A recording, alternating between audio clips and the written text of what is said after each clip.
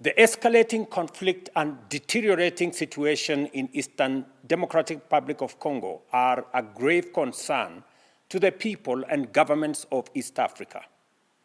Noting the worsening humanitarian crisis exacerbated by ongoing military actions, including the closure of airspace in Goma, I call for the immediate and unconditional cessation of hostilities.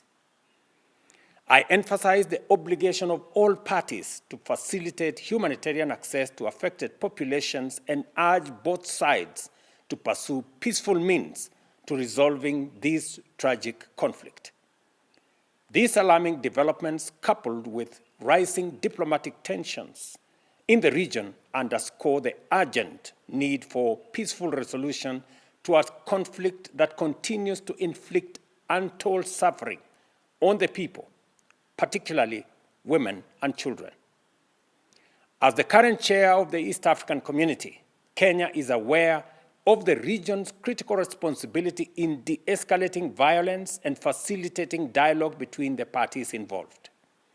We confirm and firmly believe that a sustainable solution can only be achieved through engagement, constructive dialogue, and a renewed commitment to peace.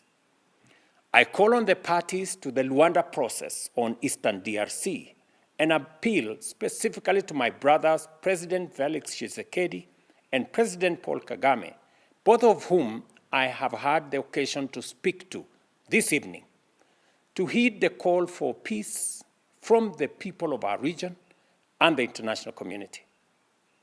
I call on them to dedicate all efforts towards achieving peace in Eastern DRC and restoring good neighborliness, an essential principle underpinning regional peace and collective responsibility. Consequently, and having consulted with the heads of state of our region, we will be convening an extraordinary East African Community Summit within the next 48 hours to facilitate and to deliberate on this crisis and chart a way forward. This is in line with the East African Community Summit's decision of November 2024, which called for constructive engagement to address this conflict.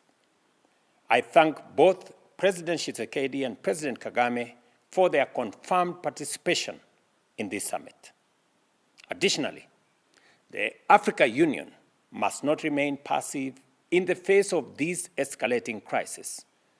The East African Community stands ready to forge a stronger collaboration with the African Union and SADC, as well as the international community in encouraging the warring parties to prioritize engagement.